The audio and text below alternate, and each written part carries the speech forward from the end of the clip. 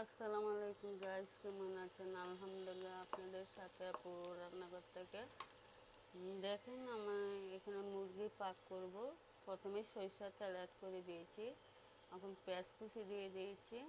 এখানে দুটো তেজপাতা দিয়েছি, গরম মশলাগুলো আমি দিয়ে দেব। এই যে দেখেন, আমার এই যে এখানে পেঁয়াজটা সিদ্ধ করতে দিয়েছিলাম। এখানে এই যে এখানে আমি দিয়ে দিচ্ছি এলাচ, দারচিনি, লবঙ্গ, গরম মশলাগুলো দিয়ে দিচ্ছি। সব মশলাগুলো আমি অ্যাড করে দিচ্ছি এখানে। দেখেন, পেঁয়াজটা বাদামি কালার করে নিব। আমি একটা মশলার পেস্ট করে নিব। যেমন মশলা কষানো হয়ে গেছে, দেশি মুরগি কেটে দিয়ে পরিষ্কার করে রেখেছিলাম। এখন এই যে মুরগিগুলো দিয়ে দিচ্ছি। আমি কোনো পানি অ্যাড করব না, ভালো করে মুরগি কষাইতে হবে। আমাদের বাসায় আরেকটা জিনিস বলি, গ্যাস নাই, আমি কারেন্টের চুলায় পাক করতেছি দেখে ভিডিওগুলো কারেন্টের চুলায় আপনাদেরকে শেয়ার করছি। যে দেখেন, আমি ভালো করে চিকেনগুলো কষায় নিব। এখানে অনেকক্ষণ কষাতে হবে। চিকেন যত কষাবেন অতই ভালো হবে। অবশ্যই আপনাদেরকে চিকেন কষানো, আমি সব মশলা আধা চামচ করে দিয়েছি। আমি রসুন বাটাটা একটু বেশি দিই চিকেনের মধ্যে। দেখেন, আমি কষায় নিচ্ছি ভালো করে। কষাইতে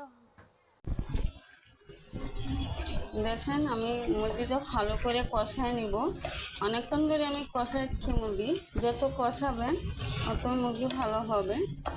আমি ভালো করে কষায় নেব। পানি কোনো অ্যাড করছি না, পানি আমি পরে অ্যাড করব। ভালো মুরগির গায়ের থেকে যে পানিগুলো আছে ওইগুলো উঠে যাচ্ছে। দেশি মুরগি এটা।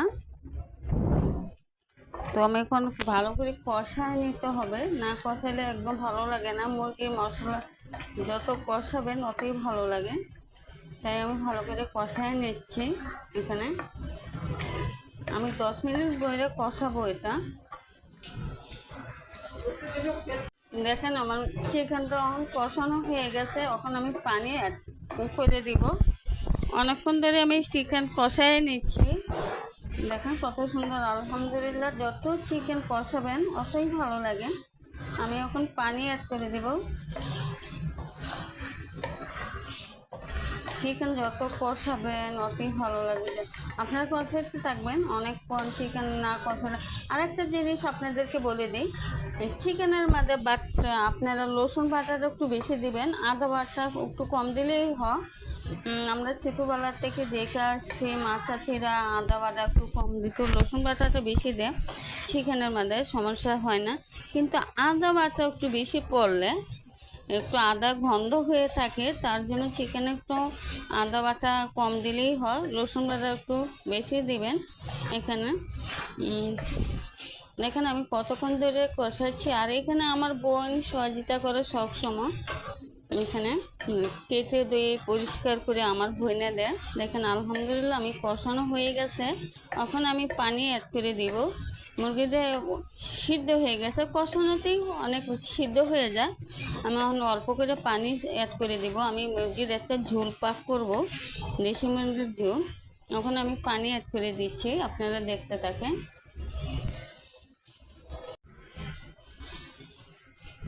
এই যে দেখেন, আমি এখানে পানি অ্যাড করে দিচ্ছি। এখানে দেশি মুরগি কষানো হয়ে গেছিলো, অনেকক্ষণ কষাইছি। আমি পরিমাণ মতো পানি দিয়ে দিয়েছি এখানে। এখন আমি 10 মিনিটের জন্য ঢাকনা দিয়ে রেখে দিব। আপনারা দেখতে থাকেন। মুরগি আমি অনেকক্ষণ ধরে কষাচ্ছিলাম। মুরগি যত কষাবেন অতই ভালো লাগবে। আপনাদেরকে কষানোগুলো আমি দেখাই দিয়েছি। দেখেন, আমি 10 মিনিটের জন্য ঢাকনা দিয়ে রেখে দিব এখানে। তারপর শেষে আমি গরম মশলা গুঁড়া দিয়ে দিব, জিরা বাটা গুঁড়া দিয়ে দিব। আমি সবসময় বাসায় মশলা গুঁড়া করে রেখে দিই। আর একটা কথা জিনিস আপনারা মনে করবেন, রসুন বাটাটা আপনারা একটু বেশি দিবেন, আদা বাটা একটু কম দেবেন। আদা বাটা কম দিলে সমস্যা নেই, কিন্তু রসুন বাটা একটু বেশি দিলে কোনো প্রবলেম হয় না। কিন্তু আপনারা সব কিছু একটা জিনিস, আমি ছোটো থেকে দেখে আছি আমাদের মা শাশুড়িরা, ওরা মানে আদাটা একটু মুরগিতে একটু কমেই দিত। রসুন বাটা একটু বেশি দিতে, যেমন খাসির মাংস রসুন বাটা একটু বেশি লাগে। দেখেন আমি দেখতে থাকেন আপনারা আমি কিভাবে পাক করি। আপনাদের কাছে আমি শেয়ার করব সব কিছু মশলা দেওয়া কিভাবে কি করতে হয়। দেখুন আমার মুরগিটা হয়ে গেছে। এখন আমি জাস্ট দিব জিরার গুঁড়া দিয়ে দিব। মুরগির ঝোলটা আমার হয়ে গেছে, আলহামদুলিল্লাহ কত সুন্দর হয়েছে। এখন আমি জিরার গুঁড়া দিয়ে দিচ্ছি এখানে। এই যে আমি একটু জিরার গুঁড়া দিয়ে দিব, একটু গরম মশলার গুঁড়াটা দিয়ে দিব। আমি আদা চামচের মতন জিরার গুঁড়া দিয়েছি। আমি অল্প হাতে একটু এই যে এলাচ দারচিনির গুঁড়া সব মশলার গুঁড়া রেখেছিলাম, মশলা গুঁড়া দিয়ে দিয়েছি। আলহামদুলিল্লাহ আলহামদুলিল্লাহ আমার মুরগির তরকারিটা হয়ে গেছে। এখন আমি গ্যাসটা বন্ধ করে দিব। দেখেন কত সুন্দর হয়েছে, দারুণ হয়েছে আমার। আপনারা চেষ্টা করবেন এভাবে পাক করার জন্য, মুরগির ঝোল ভালো লাগে। দেখেন আলহামদুলিল্লাহ আজকের